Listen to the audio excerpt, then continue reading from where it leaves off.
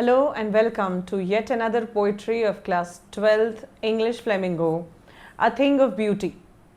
A Thing of Beauty, written by John Keats, is a beautiful piece of writing that belongs to romantic period of British literature.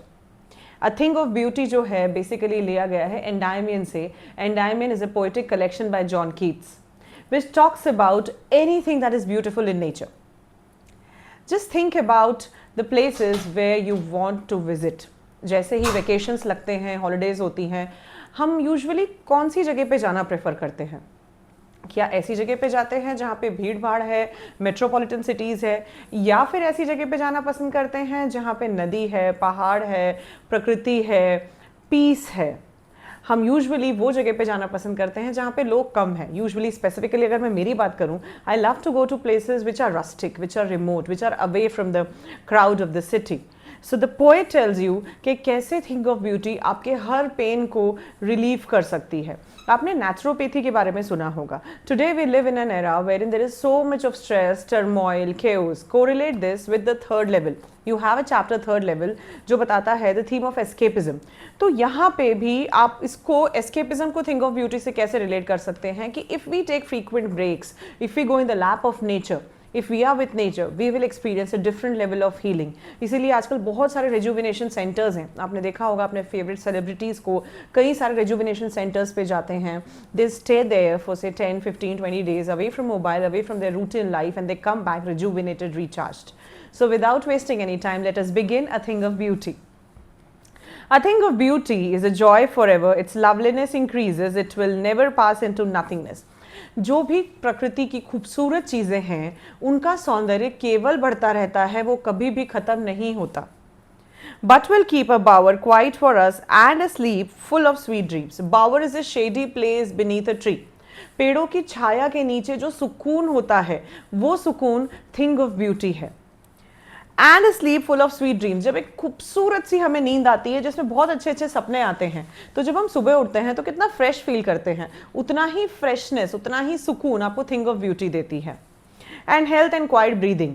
When we are healthy, when we are breathing quietly, now correlate this with introspection, correlate this with the theme of meditation that we have done in keeping quiet. जब हम चुप होते हैं, breathe करते हैं, we focus on our inhale and exhale, we feel ultimately relaxed.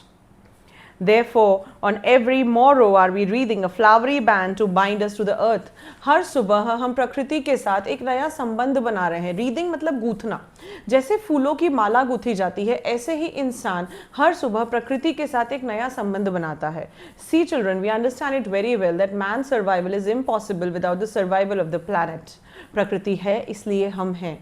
इंसान कितना भी टेक्नोलॉजिकली एडवांस हो गया हो तो भी वो हवा, पानी, नेचर को बना नहीं सकता. Only nature has the power to rejuvenate. Remember, perhaps the earth can teach us when everything seems dead and later proves to be alive, keeping quiet. A flowery band to bind us to the earth, spite of despondence. Spite of despondence, despondence का मतलब होता है disappointment, निराशा. तो चाहे चारों तरफ निराशा है, of the inhuman, सब तरफ inhumanity है, अमानवता है. dearth of noble natures, dearth is lacking, अच्छे व्यवहार की कमी है. of the gloomy days, gloomy means दुखी, बहुत दुखी दिन है. of all the unhealthy and over darkened ways, अंधकारमयी रास्ते. now unhealthy and over darkened waves, what is the poetic device we have over here? The poetic device over here is transferred epithet. क्यों? क्योंकि रास्ते अंधकारमयी नहीं है. मुझे तकलीफ है इसलिए मुझे लग रहा है कि रास्ता अंधकारमयी है. शायद वही रास्ता किसी और के लिए बहुत ही खूबसूरत हो. If you want to learn the figures of speech or poetic devices in detail, just send a comment to me and we will be discussing on the poetic devices in depth. Of the noble natures, of the gloomy days, of all the unhealthy and over darkened ways, made for our searching, yes, in spite of all, some shape of beauty moves away the pall. Pall is the covering of darkness.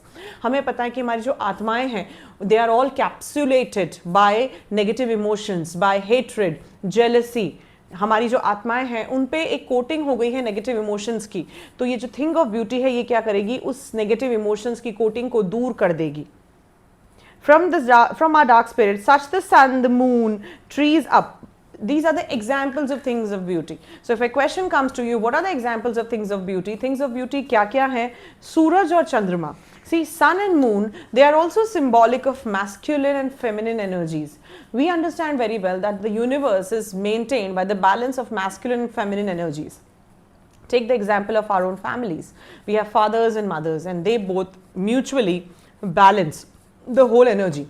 Mummy papa दोनों मिलके एक परिवार को चलाते हैं और balance of energy maintain होता है. हमने मैस्कुलिन और फेमिनिन एनर्जीज की बात की है.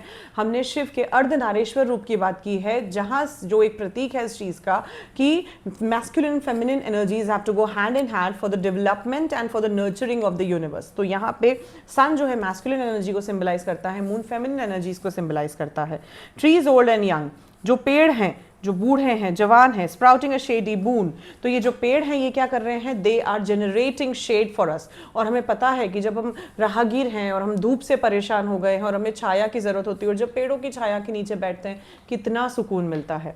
For simple sheep. Now sheep is symbolic of innocence, masumiyat, and sheep also has biblical reference. The Bible says that all the human beings are sheep and Jesus Christ is the ultimate shepherd who is guiding us. So if a question comes to you, what is the biblical reference in simple sheep? You should be able to explain it. And such are daffodils with the green world they live in, and clear rills that for themselves a cooling covert make. Rills are streams, नहरें, वो daffodils, वो पेड़ों की छाया जो हमें सुकून देती है, रिलैक्सेशन देती है गेंस्ट द हॉट सीजन. किससे प्रोटेक्ट करती है? वो गर्मी से प्रोटेक्ट करती है. The mid forest break is a mass of fern एक काइंड ऑफ प्लांट होता है. तो जो ब्रेक है, जो फर्न्स है, वो भी थिंग ऑफ ब्यूटी है. Rich with the sprinkling of fair musk rose blooms, तो वो गुलाब के फूलों की जो महक है वो भी thing of beauty. So thing of beauty is not anything that is just visual. It can be visual, it can be auditory, it can be gustatory, it can be anything that relaxes your senses. And such too is the grandeur of the dooms we have imagined for the mighty dead. So we all believe कि जितने भी हमारे पूर्वज हैं, हम जब भी हमारे पूर्वजों को लिखते हैं, हम लिखते हैं स्वर्गवासी. हम ये मानते हैं कि वो स्वर्ग में हैं, और स्वर्ग में जब वो हैं तो स्वर्ग की एक डेफिनेशन हमने हमेशा से सुनी है, like heaven is a place where there is so much of luxury, magnificence, beauty. तो वो स्वर्ग की जो परिभाषा हमने सुनी है, उसको आपको अगर प्रकृति पे अनुभव करना है, आपको धरती पे अनुभव करना है, तो think of beauty will give it that. Other than that, we know that all our forefathers were legendary heroes. हम बिलीव करते हैं कि जितने भी हमारे पूर्वज हैं वो बहुत ही हीरोइक थे, बहुत करेजियस थे, बहुत ही ब्रेव थे. तो उनकी जो स्टोरीज हैं करेज की, वो भी थिंग ऑफ ब्यूटी है, क्योंकि उससे हमको मोटिवेशन मिलता है. All lovely tales that we have heard or read, an endless fountain of immortal drink pouring unto us from heaven's spring. अमृत की वर्षा हो रही है जैसे स्वर्ग से. उतना सुकून अगर आपको चाहिए धरती पे, तो वो आपको कैसे मिलेगा? वो आपको थिंग ऑफ ब्यूटी से मिलेगा. So this is it with thing of beauty. To understand more chapters, prose, poetry, flamingo vistas in depth, kindly tune into my channel and keep subscribing it.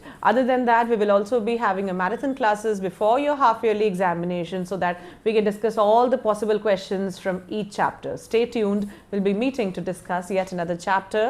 Till then, take care. Bye bye.